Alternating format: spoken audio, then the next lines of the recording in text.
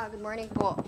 Also for Congressman Jay Kong Hoon and pwede po yung iba.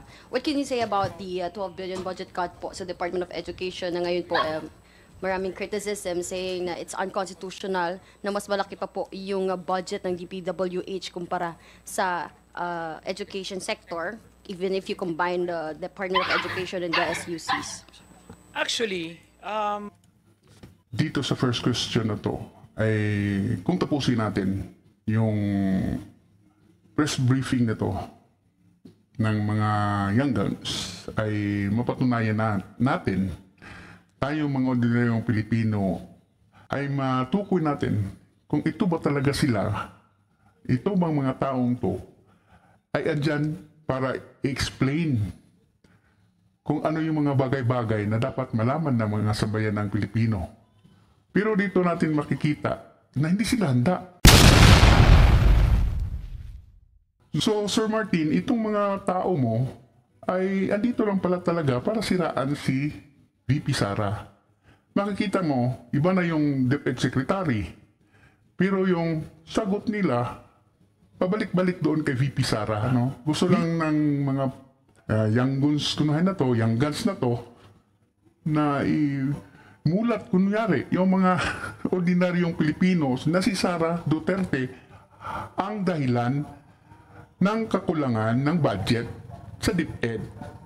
Pero dapat tandaan din na mga young guns na to na ang ordinaryong Pilipino ay alam ang punot dulo ng mga aksyon nilang yan, no? Mga budget cuts na yan. Kasi ang kinuna ng project ay yung digitalization ng DepEd. At matatandaan natin ng computerization project na yan ay proyekto ng dating administrasyon Duterte. So gaya nung build, wala, kung pwede lang, walang tapusin. No? Kung pwede lang, walang tapusin ng project Duterte kasi credit yan kay Duterte.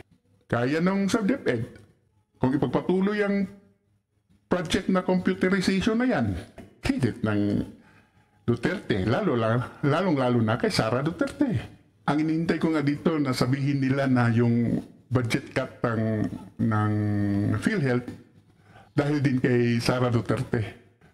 Pero medyo alam din natin kung bakit ginigipit ang PhilHealth o pagkuha ng subsidy sa PhilHealth para mawala ng budget ang Malasakit Center.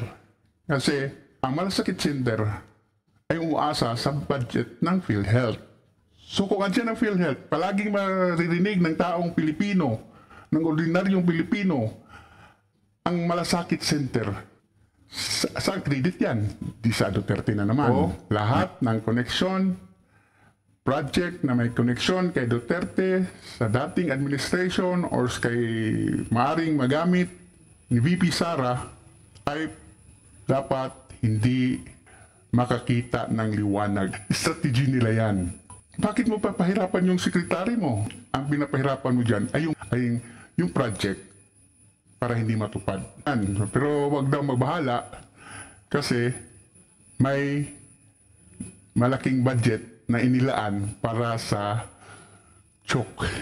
pag pinagsama-sama mo kasi yung budget no, ng Education, Department of Education, CHED, SUCs, no, TESDA, mas malaki pa rin ang budget ng nilalaan ng ating pamahalaan sa edukasyon. Hindi natin kaya yung utilization rate ng Department of Education dahil kailangan din naman nilang explain lalong-lalo na yung kanilang computerization program na sinasabi nga na hindi napondohan.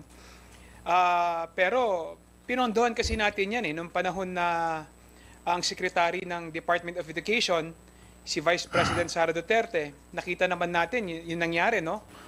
Of course, the House is very confident with the Secretary ng DepEd, si former Senator Sani Angara. And ayon mismo sa ating COA report, no? DepEd disbursed only 2.75 billion of its 11.36 billion sa 2023 budget for ICT equipment, no? Kaya dapat talagang ipakita ng Department of Education ngayon na talagang nagbago na sila at may dapat improve talaga nila yung paggastos, no, ng pondo ng ating pamahalaan ng responsable. Ewan ko ba sa mga taong to? Magitin lang natin sandali. Balikan natin saglit yung yung mga sinasabi nila na palpak sa DepEd, na-explain na yan doon sa mga committee hearing. Diba? Ang problema ay ayaw nilang paniwalaan. No, may mga teorya kasi sila na gusto nilang yun ang lumabas. At the numbers won't lie, and it's quite unfortunate because we know Secretary Sani Angara to be a very good public servant, very efficient at what he does.